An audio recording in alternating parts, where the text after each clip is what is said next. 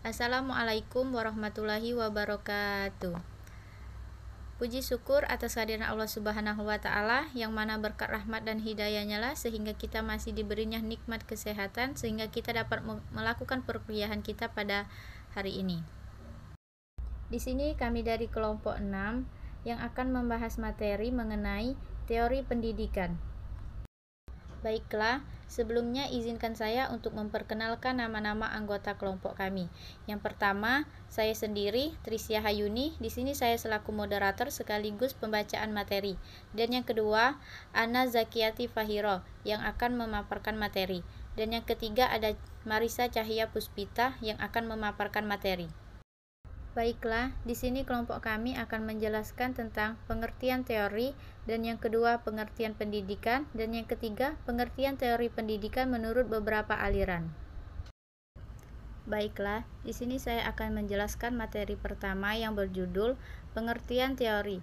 Teori merupakan hubungan antara konsep-konsep. Sedangkan konsep-konsep itu sendiri merupakan hubungan dari kata-kata yang menjelaskan suatu persoalan atau kenyataan. Kata-kata merupakan simbol berupa bunyi dan aksara ketika kita merujuk pada suatu benda atau realitas yang ada di dunia. Sedangkan konsep merupakan suatu penjelasan yang lebih luas, karena menghubungkan keterkaitan antara dua atau lebih dari keberadaan benda atau gejala peristiwa. Karenanya, teori merujuk pada suatu hubungan antara konsep-konsep yang lebih bisa menjelaskan peristiwa atau suatu proses tertentu dari kehidupan.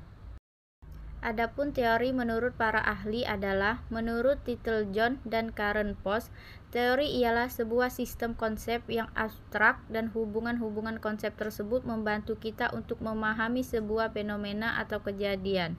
Menurut Kiringer, menurutnya teori adalah serangkaian asumsi, konsep, konstruk, definisi, dan proposisi untuk merangkai suatu fenomena sosial secara sistematis dengan cara merumuskan hubungan antar konsep. Menurut Manning, teori merupakan seperangkat asumsi dan kesimpulan logis yang mengaitkan seperangkat variabel satu sama lain. Teori akan menghasilkan ramalan-ramalan yang dapat dibandingkan dengan pola-pola yang diamati. Menurut Muhammad Surya, teori merupakan suatu seperangkat prinsip-prinsip terorganisasi mengenai peristiwa-peristiwa tertentu dalam lingkungan. Karakteristik suatu teori ialah memberikan kerangka kerja konseptual untuk suatu informasi dan dapat dijadikan sebagai dasar untuk penelitian, memiliki prinsip-prinsip yang dapat diuji.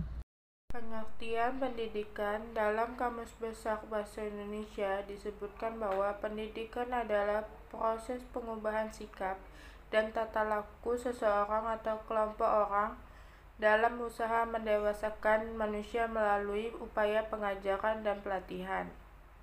Menurut Langeveld, pendidikan adalah setiap usaha, pengaruh, perlindungan, dan bantuan yang diberikan kepada anak tertuju kepada pendewasaan anak itu, atau lebih tepat membantu anak agar cukup cakap melakukan tugas hidupnya sendiri.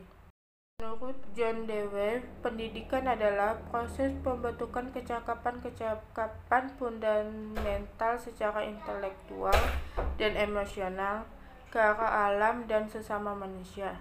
Menurut J.J. Rousseau, pendidikan adalah memberi kita pembekalan yang tidak ada pada masa kanak-kanak, akan tetapi kita membutuhkan pada waktu dewasa. Menurut Ki Hajar Dewantara, pendidikan yaitu tuntunan di dalam hidup tumbuhnya anak-anak. Adapun maksudnya, pendidikan yaitu menuntun segala kekuatan kodrat yang ada pada anak-anak itu agar mereka sebagai manusia dan sebagai anggota masyarakat dapatlah mencapai keselamatan dan kebahagiaan setinggi-tingginya. Menurut UU Nomor 2 Tahun 1989, pendidikan adalah usaha sadar untuk menyiapkan peserta didik melalui kegiatan bimbingan, pengajaran, atau latihan bagi peranannya di masa yang akan datang. Menurut Undang-Undang Nomor 20 Tahun 2003, pendidikan adalah usaha sadar dan keterencanaan untuk mewujudkan suasana belajar dan proses pembelajaran agar peserta didik secara aktif mengembangkan potensi dirinya untuk memiliki kekuatan spiritual, keagamaan, pengendalian diri, kepribadian, kecerdasan, akhlak mulia, serta keterampilan yang diperlukan dirinya, masyarakat, bangsa, dan negara. 3. Teori pendidikan. Ada beberapa teori-teori pendidikan antara lain A. Behaviorisme. Aliran behaviorisme didasarkan pada perubahan tingkah laku yang dapat diamati. Oleh karena itu, aliran ini berusaha mencoba menerangkan dalam pembelajaran bagaimana lingkungan berpengaruh terhadap perubahan tingkah laku. Dalam aliran ini, tingkah laku dalam belajar akan berubah kalau ada stimulus dan respon. B. Kognitivisme. Menurut aliran ini, kita belajar disebabkan oleh kemampuan kita dalam menafsirkan peristiwa atau kejadian yang terjadi dalam lingkungan. Teori kognitivisme berusaha menjelaskan belajar, bagaimana orang-orang berpikir. Oleh karena itu, dalam aliran kognitivisme lebih mementingkan proses belajar daripada hasil belajar itu. Karena menurut teori ini bahwa belajar melibatkan proses berpikir yang kompleks. C. Teori konstruktivisme. Menurut teori konstruktivisme yang menjadi dasar bahwa siswa memperoleh pengetahuan adalah karena keaktifan siswa itu sendiri. Konsep pembelajaran menurut teori konstruktivisme adalah suatu proses pembelajaran yang mengkondisikan siswa untuk melakukan proses aktif membangun konsep baru dan pengetahuan baru berdasarkan data. D. Teori humanistik. Teori ini pada dasarnya memiliki tujuan untuk memanusiakan manusia. Oleh karena itu, proses belajar dapat dianggap berhasil apabila si pembelajar telah memahami lingkungannya dan dirinya sendiri.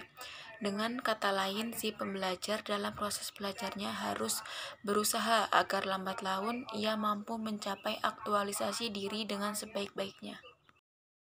Itulah tadi penyampaian materi dari kelompok kami.